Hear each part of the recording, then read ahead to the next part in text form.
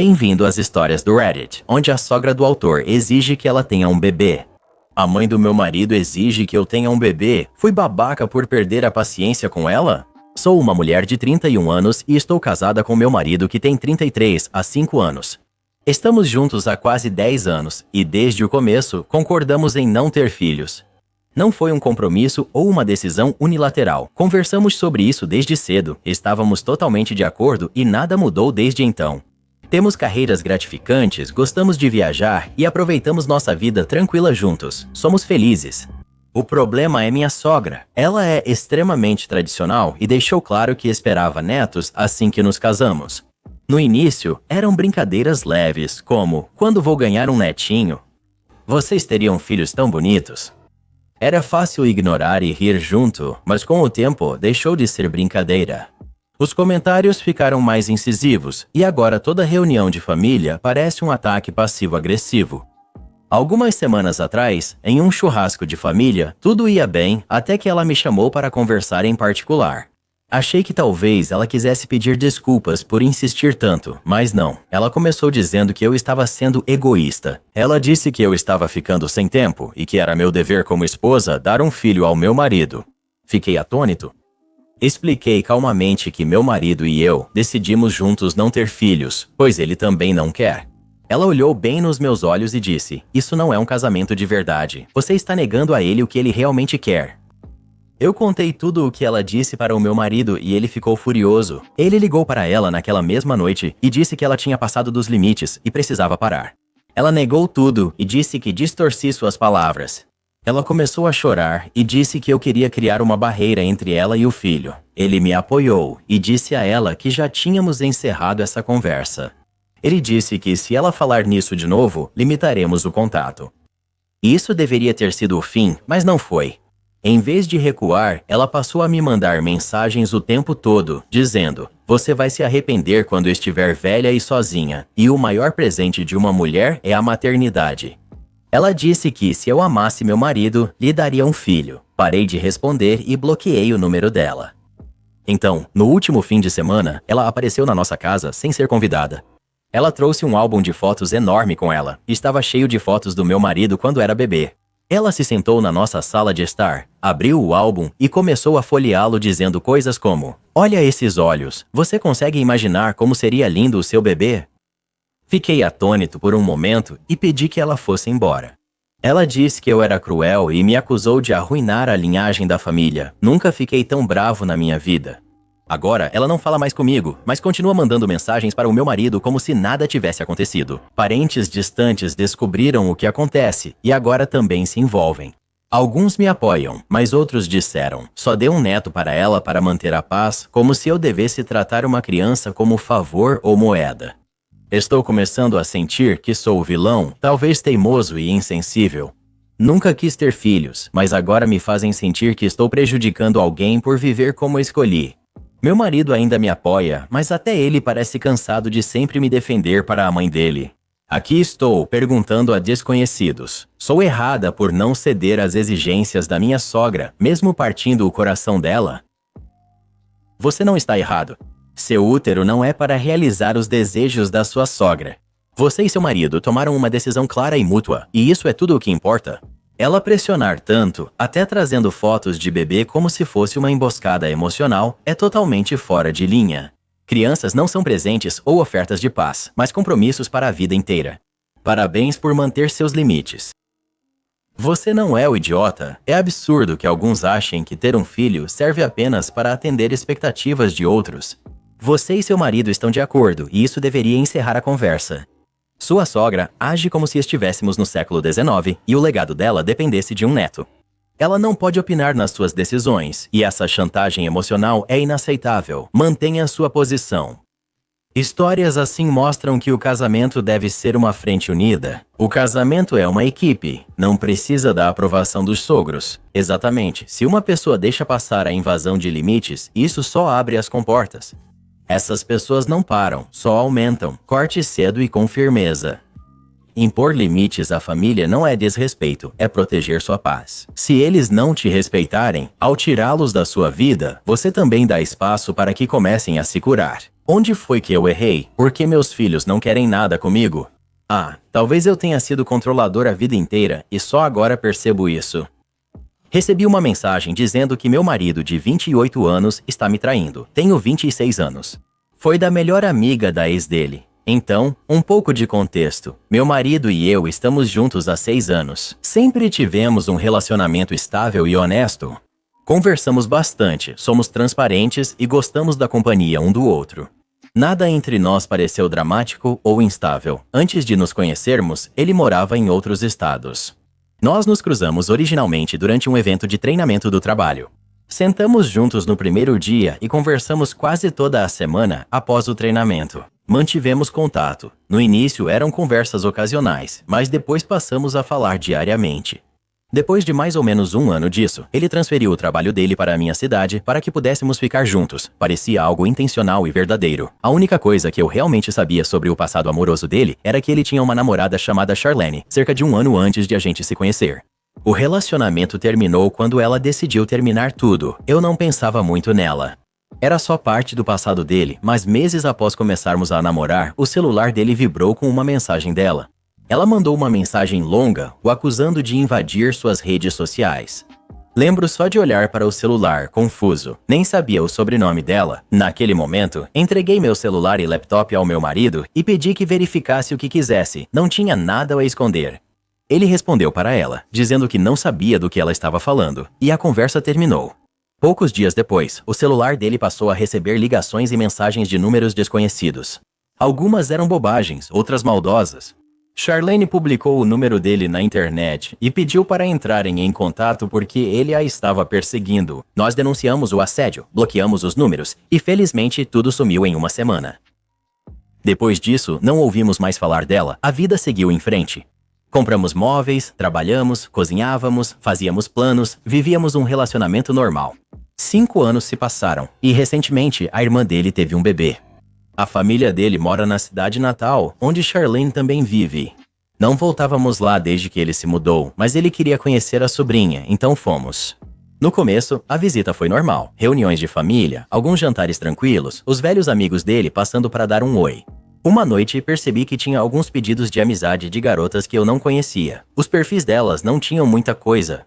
Contei isso ao meu marido. Ele disse que uma delas parecia familiar, mas não as conhecia. Não pensei muito sobre isso, excluí os pedidos e segui com o meu dia. Então, uma noite, chegou uma mensagem. A mensagem veio de outra mulher daquela cidade.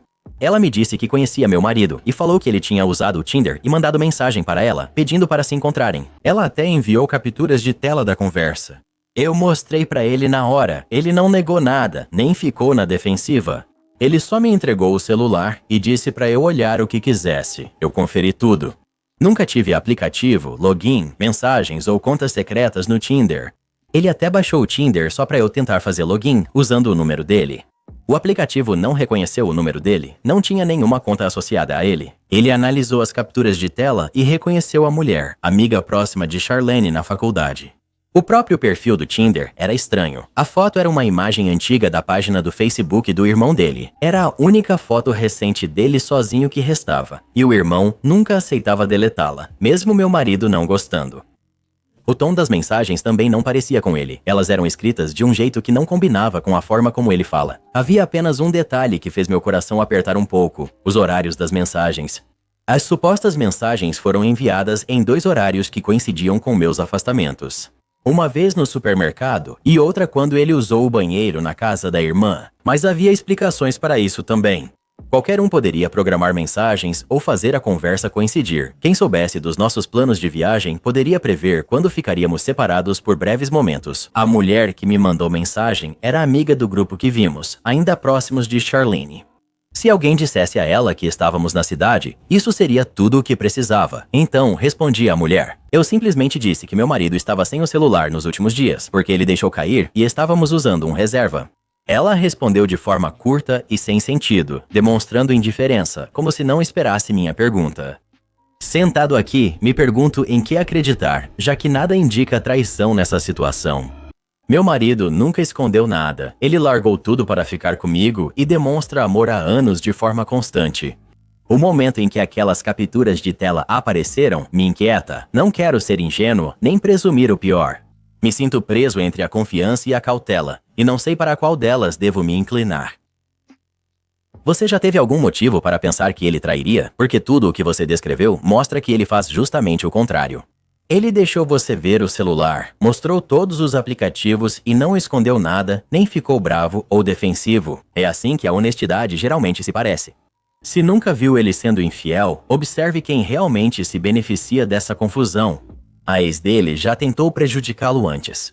Pessoas assim não param de repente, apenas aguardam o momento certo. Fique atento, isso parece alguém tentando causar problemas, não alguém expondo a verdade. Isso tem o nome da Charlene escrito em tudo. A verificação do Tinder é fácil de conseguir, e depois você pode trocar as fotos. Se ela viu a foto de perfil do irmão dele, isso explica a imagem. O horário das mensagens pode ser coincidência ou tentativa de tornar algo convincente. Algumas pessoas não aceitam ver um ex feliz e criam drama só para se sentirem parte de novo. Preste atenção, mas nada mostra que seu marido está traindo. Atualização. Dias se passaram e não falei mais sobre isso. Ainda pensava nas capturas de tela, mas tentei seguir o dia. Estávamos jantando com minha cunhada e contei a ela sobre a mensagem que recebi. Entreguei meu celular para ela ver a conversa. Ela viu o perfil do Facebook em silêncio, clicou em alguns itens e apontou algo. A conta não tinha amigos, nem data de nascimento, nem fotos, nem comentários, nada, e dizia que a conta foi criada no mesmo dia em que ela me mandou mensagem. Verificamos se Charlene era amiga dessa conta, mas não era. Na verdade, nada naquela conta estava ligado a uma pessoa real, então abrimos o Facebook da Charlene. Nós olhamos as postagens antigas dela e fotos da faculdade, e em uma foto de anos atrás, vimos a mulher que me mandou mensagem. Essa era a garota que supostamente tinha me procurado como amiga para me alertar. Não era ela. O Facebook era novo, nome genérico e coincidiu com os pedidos falsos de seguir do início da semana. Ficou claro que isso foi intencional. Alguém criou um perfil falso em um site de namoro, depois alguém criou um perfil falso no Facebook. Alguém me procurou na primeira vez que meu marido voltou à cidade em 6 anos, tentando fazer parecer que ele foi infiel. Ao ver as provas, minha preocupação diminuiu e a dúvida já não parecia tão pesada. Meu marido não ficou na defensiva quando pedi desculpas por duvidar. Ele disse que entendia o motivo da minha dúvida. A confiança não é sobre nunca sentir medo, é sobre permanecer honesto, mesmo quando você está com medo. Não esperava que essa situação nos aproximasse, mas foi o que ocorreu. Curiosamente, estou aliviado, pois a verdade era simples, as mentiras complicavam. Era exatamente isso que eu suspeitava. Algumas pessoas não aceitam ver um ex estável e gastam tempo e energia tentando trazer de volta um caos que já acabou.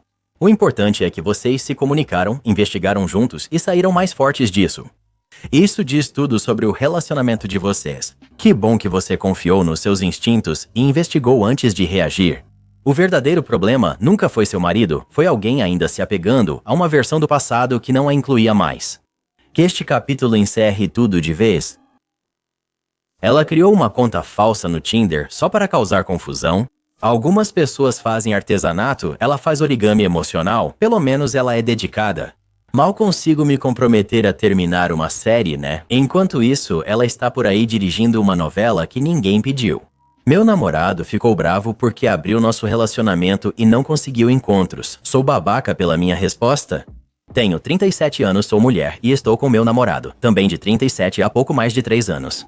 Antes, eu e ele estávamos solteiros há muito tempo, e eu estava muito acostumada a viver minha própria vida. Nosso relacionamento tem sido estável, nós dois trabalhamos, temos nossos próprios lugares, nos vemos com frequência, e sempre senti que tínhamos um bom equilíbrio. Ele é atencioso, rimos muito, e eu não tinha grandes preocupações. Há 6 meses, ele trouxe a ideia de termos um relacionamento aberto. Ele disse que queria a liberdade de conhecer outras mulheres, sair e explorar. Ele enfatizou que eu também teria a mesma liberdade. Eu nunca tinha estado em uma situação assim, então precisei de um tempo para pensar. Ele disse que, se eu me sentisse desconfortável, poderíamos parar. O acordo era não falar sobre nossos parceiros, por respeito e para evitar ciúmes. Após muita reflexão e leitura sobre relacionamentos abertos, concordei. Eu não esperava gostar disso, mas achei que éramos seguros o suficiente para lidar com a situação. Eu criei um perfil em um site de namoro. Muito rapidamente, as pessoas começaram a entrar em contato. Eu não esperava esse tipo de atenção e, sinceramente, fiquei sobrecarregado no começo, mas fui devagar. Encontrei pessoas para tomar café e conversei com quem também tinha relacionamentos abertos. Eu gostei do fato de não haver pressão. Comecei a sair em 1 ou 2 encontros por mês. Eu gostava de ter minha independência respeitada. Não contei nada para o meu namorado porque essa era a regra. Ele não parecia sair com ninguém, mas como não podíamos falar sobre isso, presumi que ele também tinha suas coisas em particular. Dias atrás, eu estava na casa dele e meu celular carregava no balcão da cozinha. Ele viu as notificações aparecerem e mexeu no meu celular. Ele abriu o aplicativo de namoro e leu as conversas. Ele ficou muito bravo, andou de um lado para o outro, levantou a voz e falou em tom acusatório. Fiquei surpreso, pois pensei que seguíamos as regras combinadas. Foi então que ele revelou o real motivo de querer abrir o relacionamento. Queria investir em uma colega de trabalho mais jovem e ver no que daria. Ele queria testar e, se funcionasse, ia terminar comigo para ficar com ela. Mas a colega de trabalho não se interessou. Ela via o tempo com ele apenas nos almoços de trabalho e não o enxergava romanticamente, nem outros demonstravam interesse. Ele tentou apps de namoro, mas não teve sorte e admitiu isso em voz alta. Então, por 6 meses, ele ficou esperando que outra pessoa o quisesse o suficiente para que me deixar fosse fácil. Mas quando isso não aconteceu, de repente, o relacionamento aberto virou um erro. Ele exigiu que fechássemos o relacionamento imediatamente. Falei pra ele que, em vez de terminar, talvez fosse melhor dar um tempo, pois não queria ser segunda opção ou plano B de ninguém. Ele me xingou. Ele disse que eu exagerava e era insensível, mas lembrei que foi assim que ele escolheu lidar com a situação. Saí da casa dele e fui para casa pensando em tudo. Agora ele manda mensagens sem parar e ainda não respondi. Eu não sei se ainda tem algo para salvar aqui.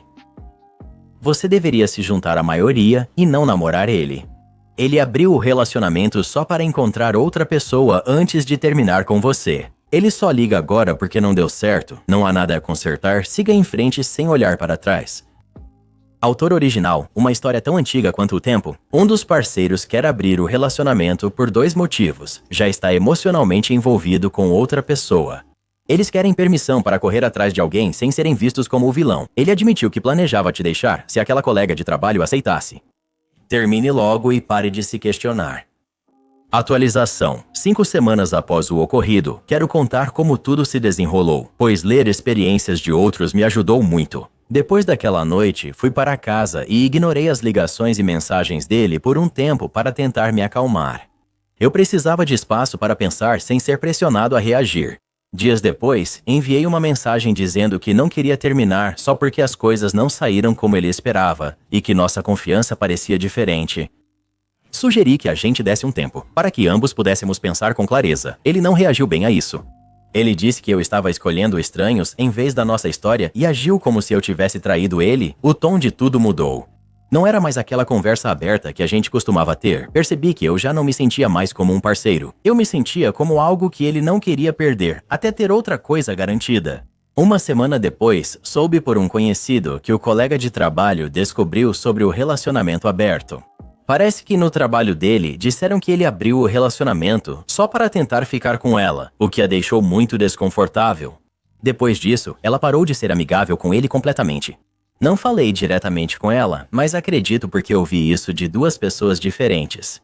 Depois disso, ele tentou me contatar novamente, mas o tom mudou. Não estava bravo, só desanimado, como se tivesse percebido o que apostou e perdeu. Eu não disse nada ofensivo, apenas fui sincero e falei que o relacionamento não parecia mais seguro e que não queria estar numa situação onde só era valorizado quando outra pessoa não o queria. Eu terminei, devolvemos as coisas um do outro e foi isso. Pareceu tranquilo, nada dramático, só acabou. Ainda saio em encontros às vezes, mas agora é porque eu realmente quero, não para provar nada.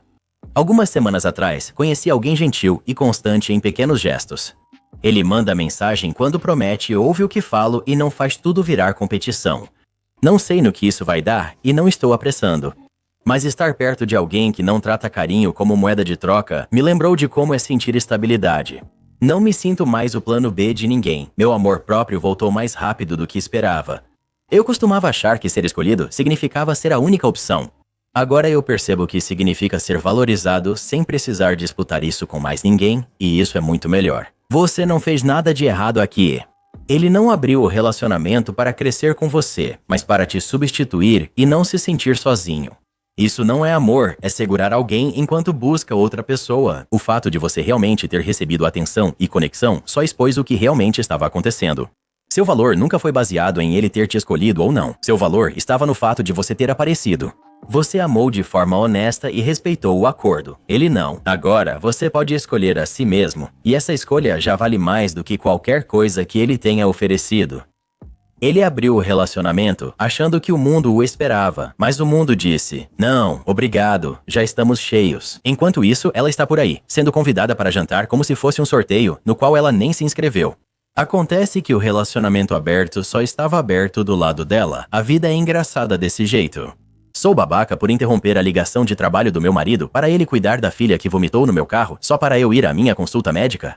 Meu marido é viciado em trabalho, trabalha das 8 às 6 sem pausa para almoço e viaja de 50% a 75% do tempo. Sou dona de casa e mãe de 3 filhos de 8, 4 e 18 meses. Eu faço todas as tarefas de casa e também ensino parcialmente em casa o meu filho de 8 anos. Meu marido nunca folga do trabalho para ajudar com as crianças, pois sou dona de casa. Bem, machuquei meu ombro e ele está doendo há 4 meses. Recentemente fiz uma ressonância magnética e marquei minha consulta de retorno. Eu nem me dei ao trabalho de pedir para ele tirar folga para ficar com as crianças, porque ele nunca faz isso, pois sempre tem algo acontecendo no trabalho. Marquei a consulta na agenda da família e avisei ele, caso alguma criança adoecesse. Então deixei os 2 mais velhos em casa com ele, já que ele estava trabalhando de casa. Meu caçula vomitou no carro após 10 minutos de viagem. Mandei mensagem perguntando se ele podia sair do trabalho para que eu fosse à consulta, mas não respondeu. Convenci minha mãe a vir e cuidar do meu filho doente para que eu pudesse ir à consulta. Não conseguimos remover a cadeirinha nova do carro para lavar e eu não tive tempo de procurar no YouTube como tirá-la antes da consulta, pois já estava mais de 20 minutos atrasado. Fui ao escritório dele em casa, pedi que saísse da ligação e ele simplesmente explodiu comigo. Já tinha ligado e mandado mensagem para ele. Sei que não deveria interromper a ligação de trabalho dele. Criar um filho é responsabilidade igual. Se ela estivesse na creche, alguém teria que buscá-la. Além disso, ele está de plantão 75% do dia. Eu sou o idiota por fazê-lo sair da ligação de trabalho para ajudar com a filha dele?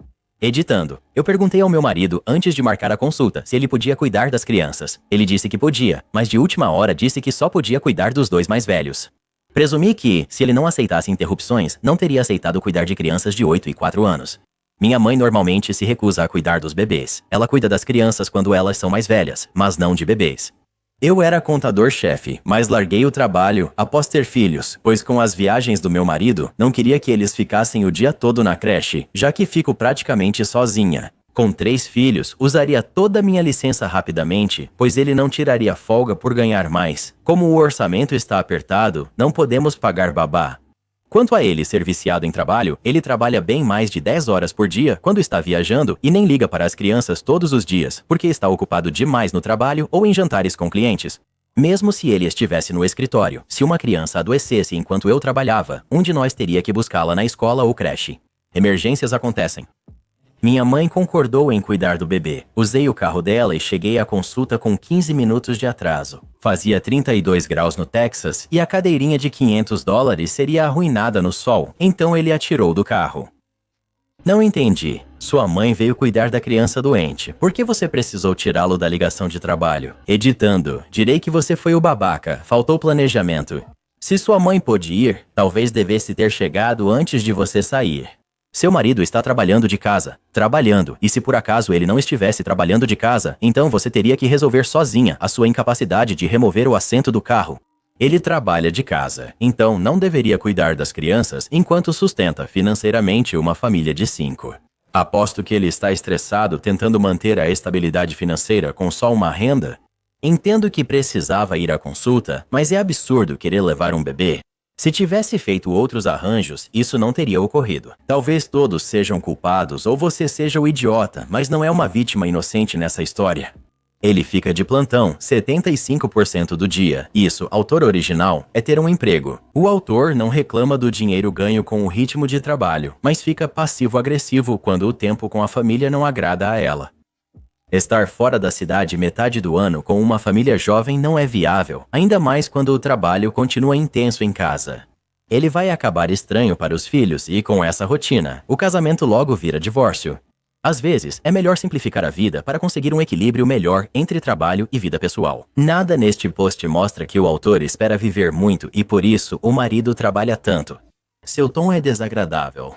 Sou mãe e fico em casa. Tento agendar tudo conforme o horário do meu marido, mas, se não dá, peço ajuda a ele. Ele pode nem sempre ajudar com as crianças. Se precisar, arranjo outra pessoa, mas não hesito em pedir para ele, que sempre tenta ajudar. Ele também passa muito tempo com as crianças no geral, e ganha muito menos dinheiro do que poderia, porque ele está propositalmente seguindo uma carreira que permite isso. Hora de conversar seriamente com seu marido. Você parece ressentida. Não podem continuar assim. Sou idiota por esperar que minha filha cumpra o acordo de tarefas pelo aluguel? Então, eu tenho uma filha de 20 anos que atualmente está morando comigo, sem pagar aluguel enquanto ela faz faculdade. Quando ela voltou, combinamos que ela cozinharia e limparia a casa como pagamento para morar aqui. Ela concordou e achamos justo. No entanto, recentemente, ela veio falar comigo e disse que cozinhar e limpar estão tomando muito do tempo dela, dificultando seus estudos e a realização das tarefas de casa. Ela pediu se eu poderia reduzir o número de dias em que ela precisa cozinhar para que ela tenha mais tempo para os estudos. Disse a ela que deveria valorizar o acordo e que fazer algumas horas de tarefas domésticas não é tão difícil comparado ao que muitos jovens enfrentam. Apontei que alguns colegas dela trabalham das 9 às 5 enquanto estudam, e eu dei a ela o luxo de apenas cuidar de algumas tarefas domésticas em troca de moradia gratuita. Ela ligou para minha irmã, sua tia, pelas minhas costas para reclamar do meu tratamento. Minha irmã me ligou, brigou comigo e disse que estou sendo rígido demais, que devo ouvir minha filha. É aqui que eu não sei se estou sendo idiota. Quero manter o acordo que fizemos, mas as palavras da minha irmã me fizeram questionar minha posição. Estou errado por não querer mudar nosso acordo inicial? Achei que era justo. Edit, eu não esperava que esse post fosse viralizar, só para esclarecer algumas coisas. Primeiro, eu sou o pai da minha filha, não a madrasta dela. A mãe dela não está mais entre nós, e atualmente estou solteiro. Isso não é uma história da Cinderela. Segundo, eu não sou um idiota por fazer minha filha cozinhar para meus filhos, que ainda são crianças. Eles não sabem cozinhar, muito menos se limpar. Terceiro, eu não estou tentando me aproveitar dela. Como eu disse na minha postagem, muita gente da idade dela adoraria estar na posição em que ela está agora. Pago a faculdade dela e só peço uma refeição caseira em troca. Agradeço o feedback, mas como fizeram muitas suposições erradas sobre mim, precisei esclarecer. Segunda edição. Após ler vários comentários, penso em dar um ultimato à minha filha. Ela pode arrumar um emprego e pagar parte do aluguel para não precisar mais cozinhar e limpar, ou manter o acordo inicial que ofereci. Para ceder um pouco, talvez eu mude alguns dos dias em que ela tem que cozinhar e limpar para dias em que ela tenha mais tempo livre para fazer isso. Acho que, se ela trabalhar das 9 às 5, vai perceber como minha oferta inicial era boa. Podem achar que sou duro, mas penso diferente, porque na idade dela, eu estudava e pagava todo o aluguel sozinho, sem ajuda da família. Então, acredito que isso seja um compromisso justo. Você é o idiota por não ouvir direito sua filha. Você diz que muitas pessoas fazem isso, aquilo e aquilo outro. Bem, sua filha não é muitas pessoas. Ela está sobrecarregada com tantas responsabilidades agora. Ela só está pedindo para não precisar cozinhar em alguns dias da semana. Assim, ela pode colocar os estudos em dia. Isso é tão absurdo? Acho que não. Você pode deixá-la sem cozinhar nos fins de semana. O acordo pode ser avaliado em 3 meses para ver como funciona para sua família. Isso seria razoável. Você é um idiota, parece a madrasta da Cinderela. Essa é sua filha, que está cursando a faculdade, e você está tratando ela como uma empregada em tempo integral. Você não está pedindo para ela fazer algumas tarefas. Ela cozinha e limpa em tempo integral para a família, o que é uma grande diferença. Ela deve parar de cozinhar. Você deve cozinhar e limpar para seus filhos. Se quiser passar uma lista de tarefas semanais, tudo bem. São coisas feitas uma vez e repetidas só na semana seguinte, não limpeza diária após 3 pessoas. Isso é exaustivo, e esse é o seu trabalho. Você é o idiota. Sua filha definitivamente não deveria estar preparando o café da manhã, de jeito nenhum, para o seu filho de 10 anos e sua filha de 8 anos. Cozinhar um jantar simples, 3, 4 vezes por semana, está tudo bem. Mas seu filho deveria ajudar ela na limpeza, e eles definitivamente deveriam ser responsáveis pelo próprio café da manhã. Dá um desconto pra garota, coitada. Não é o chato. O que ela faria em um dormitório ou apartamento? Ela precisa ser forte, faz parte da vida adulta.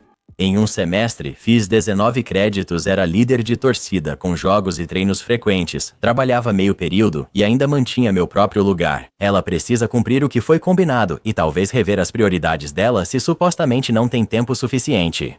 Você não é o chato. O pessoal pensa que ela trabalha 10 horas por dia, mas não é verdade. Ela tem que cozinhar, como faria se morasse sozinha, e limpar da mesma forma, em troca de um lugar para ficar de graça. Sim, ela é da família e recebeu um tratamento exclusivo. É uma questão de gerenciamento de tempo. A única maneira de você ser o babaca é se não relevar as coisas na semana anterior e durante as provas intermediárias e finais. Ela é a babaca por dedurar para a tia como uma mimada que não consegue o que quer. Continue seguindo em frente, fazendo ajustes para as provas intermediárias e finais. Bem, quem você acha que é o babaca, o autor original ou a filha dele? Por favor, nos conte. Acho que ela vai ser muito mais feliz se arrumar um emprego de meio período e começar a pagar algum aluguel, se o pai dela for exigir isso. Sou o babaca por dizer à minha esposa que não teremos 5 quartos extras para a família dela na casa nova? Eu estava olhando plantas de casas para enviar à prefeitura para a aprovação de um terreno de 1 acre que temos lá em Minnesota. O plano é construir uma casa com 4 quartos. 1 quarto para minha esposa e eu, 1 para cada um dos nossos 2 filhos e 1 quarto extra para servir como sala de brinquedos ou sala de jogos. No entanto, minha esposa perguntou, onde minha família vai ficar? Acontece que ela já tinha prometido à família dela que eles iriam morar com a gente. Agora ela está furiosa, dizendo, você só pensa em si mesmo, e eu? Falei pra ela que nunca aceitei a família dela morando aqui, agora quer vender o terreno atrás, talvez só pra provar algo. Sinceramente, estou perdido. Vou explicar. O terreno é meu e da minha esposa. Nós compramos esse terreno com o dinheiro do seguro de vida que recebemos depois da perda da nossa filha em 2021. Desde então, consegui emprego em manufatura numa empresa contratada pelo governo federal e planejamos construir nossa casa para a família. Legalmente, a família dela não tem direito ou participação no nosso terreno. Recebi uma ligação do cartório perguntando sobre consultas de mudança de propriedade do terreno. Temos 2 lotes e ofereci vender um deles aos irmãos dela pelo valor de mercado, mas ela recusou. Eu pagaria pela construção da casa, por isso é frustrante pensar na família dela se mudando sem meu consentimento. Sugeri que, caso a família dela quisesse morar perto, eu construiria uma edícula no terreno. No entanto, também insisti que eles teriam que pagar o aluguel pelo valor de mercado, cerca de $900 por quarto. Ela também não aceitou essa sugestão. Então, agora, meu plano atual é transferir minha posse do terreno para um fundo fiduciário, nomeando meus filhos como os proprietários principais. Incluo que só descendentes diretos podem construir ou morar na propriedade. Você não está sendo idiota. A família dela provavelmente seria um peso financeiro, senão por que morariam com você? Muitos adultos poderiam economizar, comprar um terreno e construir uma casa, mas quem realmente é dono do terreno? Você pode acabar vendendo em breve para dividir os bens do casamento de qualquer forma, se realmente não quiser os parentes da sua esposa morando com você. Se o terreno for da família dela ou herdado, mudo meu voto. Se compraram juntos, mantenho minha opinião. Eu sou o babaca por pedir para minha irmã repor minhas jujubas depois que o filho dela comeu? Convidei minha família para jantar no meu novo condomínio, do qual estou muito orgulhoso. Foram anos de economia, trabalho e sacrifício para chegar aqui. É pequeno, mas é meu e queria comemorar com um jantar em família. Decidi fazer espaguete caseiro. Passei horas preparando panceta crocante, parmesão fresco e o molho perfeito. Carbonara exige atenção ao tempo e textura, então fiquei atento a cada etapa na cozinha. Preparei pão de alho, salada e cheesecake de sobremesa. Foi um grande esforço porque queria uma noite especial. Agora mantenho um pote de jujubas na mesa de centro como agrado.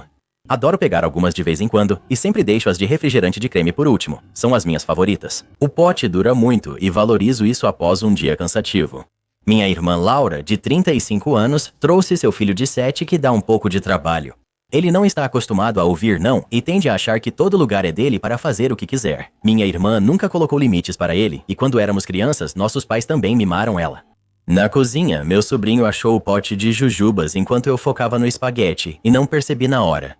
Após o jantar, peguei jujubas e vi que quase todas de creme soda haviam sumido. Meu sobrinho tinha separado todas, deixando uma bagunça de farelos e pedaços quebrados. Chamei Laura de lado e comentei sobre isso, perguntando se ela tinha notado. Ela só deu de ombros e disse, ele só gosta das de creme soda, então pegou só essas, não é nada demais. Tentei ser educado, mas disse a ela que essas eram as minhas favoritas e perguntei se ela poderia repor ou pelo menos me trazer mais algumas do sabor creme soda. Ela ficou irritada e respondeu rispidamente, ele é só uma criança. Você está mesmo tão chateado por causa de jujubas? Eu expliquei que não era sobre as jujubas. Seria melhor se ela o tivesse vigiado ou ensinado a pedir antes. Laura revirou os olhos e disse, então não deixe tentações visíveis se não quiser que as crianças peguem. Pedi mais uma vez para ela repor o pote, ou pelo menos só os de cream soda, mas ela se recusou, me chamou de mesquinho e disse que eu estava exagerando. Meus pais intervieram apoiando-a, dizendo para eu esquecer e que eu deveria saber que não se deixa tentações perto dele. Para mim, não é dinheiro, e sim respeito e limites. Eu me esforcei muito naquele jantar, e a resposta dela foi deixar o filho tratar minha casa como se fosse a loja de doces particular dele. Minha família acha que exagero, mas vejo isso como respeito aos limites. Sou idiota por pedir que minha irmã reponha as balas de goma cream soda que o filho dela comeu? Edith. Aceito meu veredito, pois hoje é comum deixar uma criança mexer num pote de balas como um porco caçando trufas. O que eu não vou aceitar e o que eu não vou tolerar são os insultos sobre minha competência como chefe de cozinha em casa. Deixe-me te explicar o processo para que você entenda por que uma carbonara de verdade leva tempo e por que fazer de qualquer jeito seria uma vergonha. Primeiro, fui a esse mercado italiano autêntico e passei muito tempo preparando essa refeição, e eles deveriam ter valorizado isso. Então sim, levou horas e não tenho vergonha de dizer isso. Por causa das limitações deste subreddit, você parece chato, mas na verdade está só sendo mesquinho. São jujubas, elas não são caras e eles fazem mais todos os dias. Compre jujubas de creme soda e esconda o pote quando seu sobrinho vier, o que não deve ser frequente, já que você faz tanto drama por jujubas. Mas, de qualquer forma, parabéns pelo condomínio. Concordo, se você escolhe não ter filhos ou realmente não sabe como interagir ou conviver com crianças, essa é uma escolha sua. Mas se você os convida para a sua casa, não pode esperar que não hajam como crianças. Digo isso como alguém que escolheu não ter filhos. Você é o anfitrião, você deixou doces em uma área comum, você deve assumir que eles serão comidos. Você optou por uma refeição complexa que demanda tempo. Presumo que eles não pediram isso, e você fez mesmo sabendo que havia uma criança, que provavelmente nem vai entender ou ligar para o tempo gasto.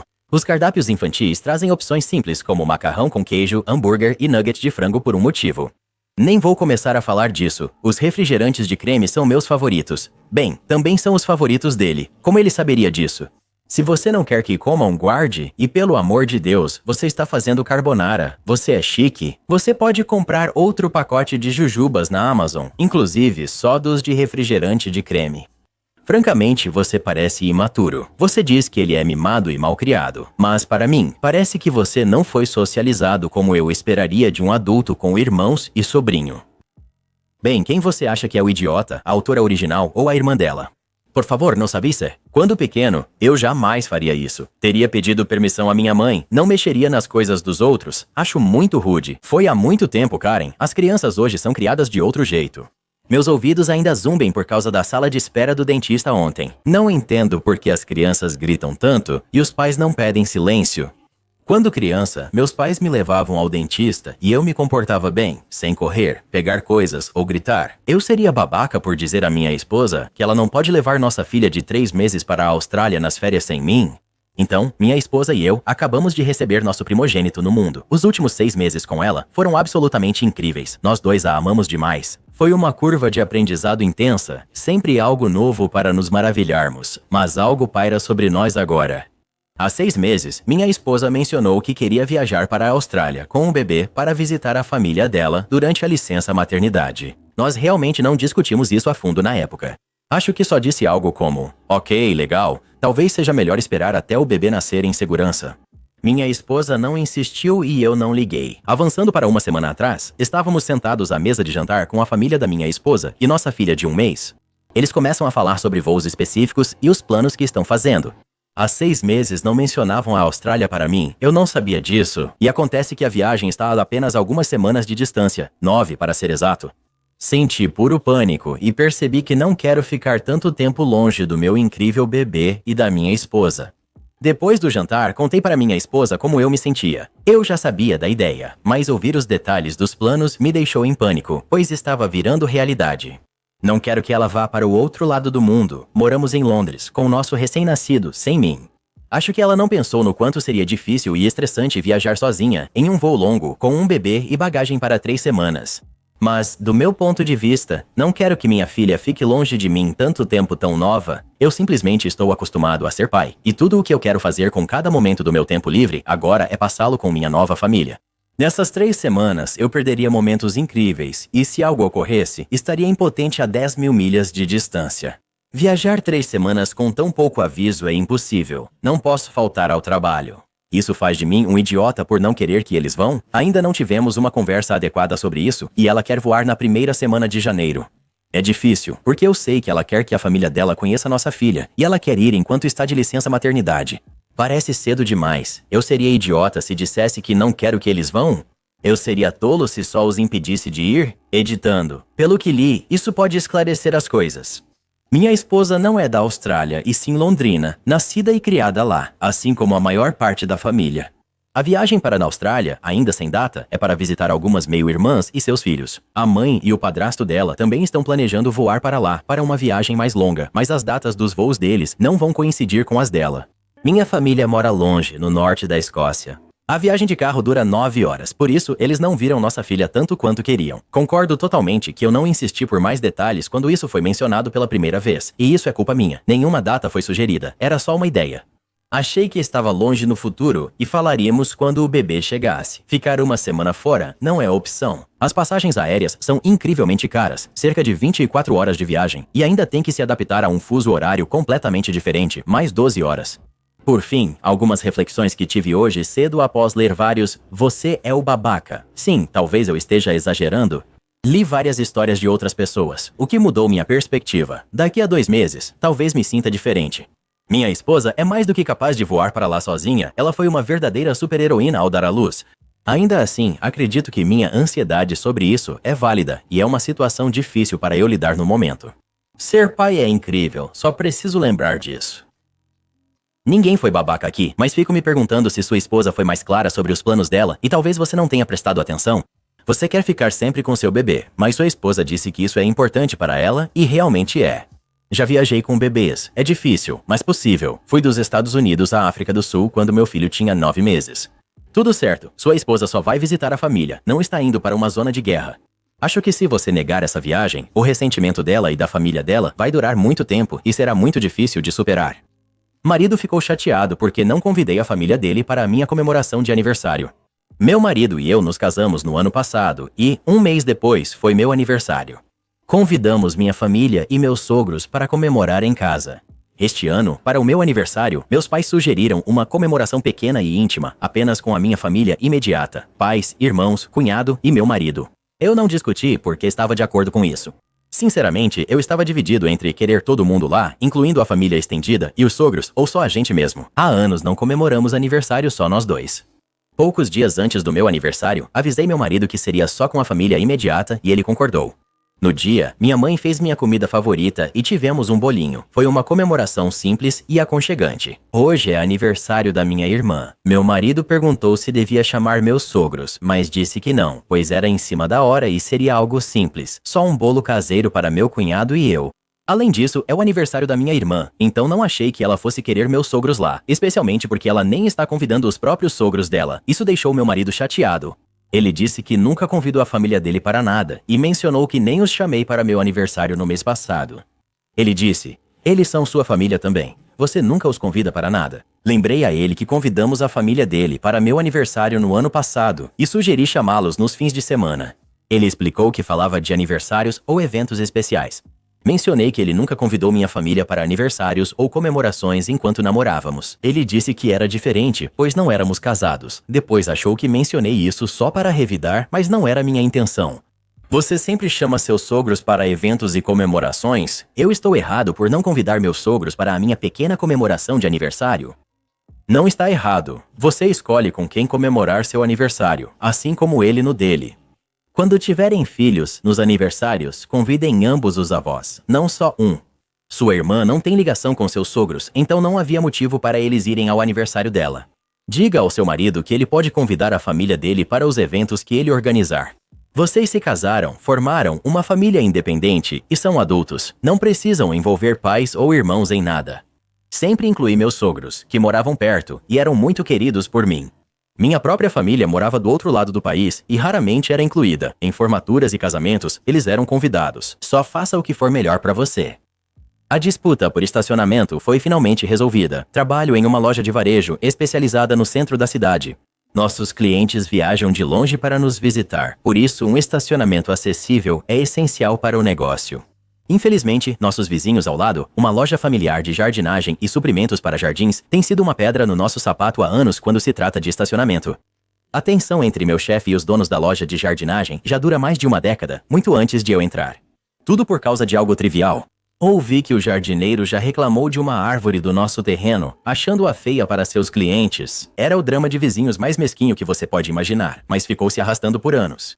A situação piorou após o lockdown, quando os negócios reabriram e nosso estacionamento lotou de carros, muitos de clientes da loja de jardinagem. Nossos 2 estacionamentos são conectados, sendo o nosso mais ou menos o dobro do tamanho do deles. O dono da loja de jardinagem reservou quase todas as vagas para vans de jardinagem que raramente estavam lá no horário comercial. Assim, os clientes dele ocupavam nosso estacionamento, restando poucas vagas para os nossos.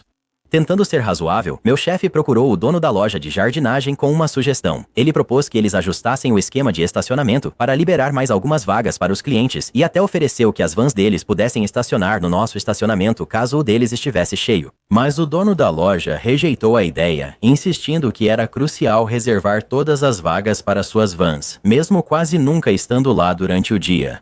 A conversa ficou acalorada e terminou com meu chefe ameaçando colocar uma cerca para separar os estacionamentos. O dono da loja de jardinagem, quase desafiando, respondeu: "Vai em frente, provavelmente ciente do alto custo." Como era de se esperar, eles saíram irritados e ficaram 2 anos sem se falar.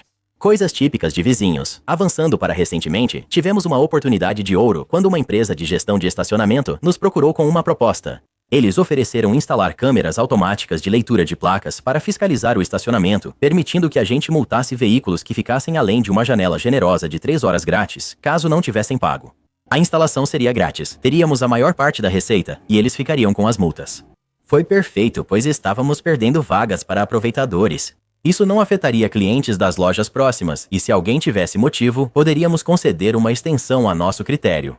As câmeras tinham que cobrir nossa entrada e a da loja de jardinagem para funcionar. Sendo atencioso, mais uma vez, meu chefe pediu para a empresa de estacionamento entrar em contato com o jardineiro para explicar o acordo e os benefícios. Mas, fiel ao seu jeito, o jardineiro expulsou o representante antes que terminasse, deixando claro que seu terreno jamais seria estacionamento pago. Em vez de passar pelo incômodo e pelo custo de colocar uma cerca, meu chefe teve uma ideia melhor. Pedras grandes. Um amigo da construção tinha muitas pedras sobrando de um projeto e ofereceu instalá-las por um ótimo preço. A empresa de estacionamento até concordou em adiantar o custo, que seria reembolsado com a receita futura do estacionamento. Na manhã de segunda-feira, antes de abrir, um funcionário do amigo, forte e grande, chegou com um caminhão e guindaste para colocar as pedras. As pedras foram cuidadosamente espaçadas para permitir que os pedestres passassem com carrinhos, mas bloqueavam completamente o acesso de veículos. O paisagista saiu furioso, gritando e tentando intimidar os trabalhadores para que parassem. O trabalhador, tranquilo, pediu que ele recuasse por segurança, fazendo o paisagista, menor, sair frustrado. As pedras deixaram de ser só barreira física e viraram um obstáculo mental para os funcionários do paisagista. A memória muscular deles ainda os fazia ir ao nosso terreno, percebendo tarde que não podiam mais passar ali. Víamos pelas câmeras de vigilância caso os vizinhos tentassem algo e lutávamos para não rir enquanto as vans deles ficavam presas de forma constrangedora. Eles precisavam dar ré e contornar até a entrada para fazer várias manobras difíceis e entrar no estacionamento, que agora estava menor. Em um momento, chegamos a ver uma das vans deles batendo numa pedra enquanto tentava manobrar, um pequeno bônus pra gente. No dia seguinte, a empresa do estacionamento instalou as câmeras de leitura de placas e as placas de sinalização em algumas horas. Durante a instalação, os familiares do jardineiro ficaram rondando nosso terreno, tirando fotos e gravando vídeos em busca de irregularidades. A empresa do estacionamento agiu profissionalmente e seguiu as regras, sem motivos para denúncia. Enquanto isso, meu chefe, radiante, ajudava a coordenar a instalação. Agora vem a melhor parte. Percebemos que a família dos vizinhos começou a estacionar seus veículos pessoais no nosso estacionamento, provavelmente por birra, só para nos incomodar. Meu colega viu um familiar dele sair correndo da loja e ir direto para o carro. Achamos estranho, mas só demos importância na semana seguinte, quando o filho do jardineiro entrou na loja meio envergonhado. Aparentemente, ele havia ultrapassado acidentalmente o limite de 3 horas e recebeu uma multa de $150. O filho implorou pelo cancelamento da multa, dizendo que foi um engano. Meu chefe respondeu educado. Gostaria de ajudar, mas agora está fora do nosso controle. A empresa de estacionamento resolve todas as multas. A expressão no rosto dele foi impagável. Ele saiu de ombros caídos e voltou para a loja. Desde então, nosso estacionamento tem estado maravilhosamente livre e nossos clientes não têm tido problemas para encontrar vagas. Enquanto isso, os jardineiros resmungam tentando manobrar as vans, fingindo não se incomodar. Meu chefe tem sorrido bem mais ultimamente. Às vezes, a melhor vingança é deixar as pessoas receberem o que pediram. Eu sou o babaca por pedir para minha namorada parar de envolver o amigo imaginário Tom no nosso relacionamento. Quando comecei a namorar a Sarah, senti que ganhei na loteria. Ela é inteligente, engraçada e linda. Estamos juntos há 1 ano e tudo parecia normal, mas descobri recentemente que ela tem um amigo imaginário chamado Tom. Eu não fazia ideia sobre o Tom quando começamos a namorar. No começo, achei que ela estava só brincando quando dizia coisas como "O Tom disse que você é engraçado" ou "O Tom acha que a gente deveria pedir pizza". Eu levei na brincadeira, achando que Tom era só uma piada interna boba, mas agora é como se o Tom fosse algum tipo de terapeuta de relacionamento que eu nunca contratei. Durante uma conversa séria à noite, ela disse de repente: "O Tom acha que você está exagerando". Só olhei para ela e pensei: ótimo, agora sou atacado pela namorada e pelo amigo imaginário dela. Finalmente perguntei a ela: Tom pode ficar fora da nossa conversa? Sarah ficou arrasada e me disse que o Tom tem sido o apoio dela há anos. Ela mal fala comigo e parece que o Tom também está com raiva de mim. Sou idiota por pedir que ela mantenha o Tom fora do nosso relacionamento ou devo aceitar esse rival invisível? Me preocuparia se o Tom fosse uma ilusão persistente, um delírio mental. Você não é o idiota. Mas eu fiquei imediatamente preocupado com o Tom ser um problema de saúde mental. Autor original. Já pensei sobre isso e com certeza é uma preocupação. Ela sabe que Tom não é real, mas ele ainda é importante para ela. Quero abordar isso sem que ela se sinta julgada ou sem apoio. Talvez uma conversa sobre isso possa ajudar nós dois a entender de onde isso está vindo. Você não é o idiota. Ela pode estar tendo delírios graves e precisa urgentemente de um psiquiatra. Não é necessariamente perigoso, mas com certeza é imprevisível. O mais provável é que ela sempre tenha usado ele como uma tática de manipulação. Qualquer desentendimento no seu relacionamento vai te deixar contra a parede e Tom sempre decidirá no desempate. Spoiler, ele sempre vai ficar do lado dela. Autor original. O Tom definitivamente é o maior puxa-saco que existe. Juro que ele sempre concorda com ela, como se eu tivesse um desempate automático que nunca ganho. Talvez eu devesse arrumar meu próprio amigo imaginário para me apoiar. Será que ela deixaria o Jerry votar também? Atualização. A origem do Tom é mais estranha do que eu imaginava. Preparem-se, as coisas ficaram ainda mais estranhas. Após ler seus comentários, decidi que era hora de falar com a Sarah sobre o Tom.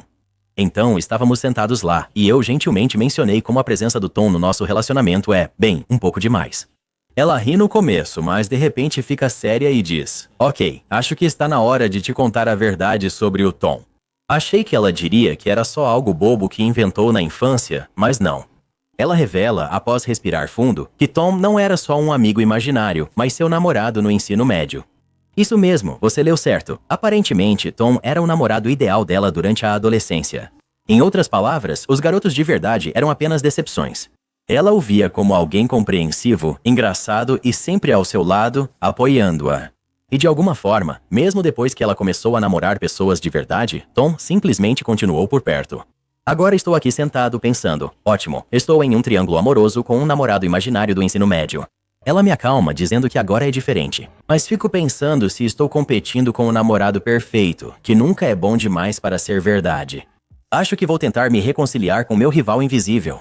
Mas só para você saber, se eu ouvir ela sussurrar de novo, obrigado Tom, baixinho, eu posso realmente surtar.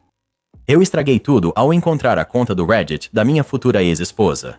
Minha esposa pediu o divórcio há 3 meses e vamos nos divorciar após vender a casa. Tem sido muito difícil para mim emocionalmente. Ela passou a postar expectativas sobre o próximo homem nas redes sociais. Parecia que eram indiretas para mim. Não aguentei a dor emocional e bloqueei ela em tudo, menos telefone e e-mail, para tratar do divórcio e da venda da casa. Nunca soube qual era a conta dela no Reddit.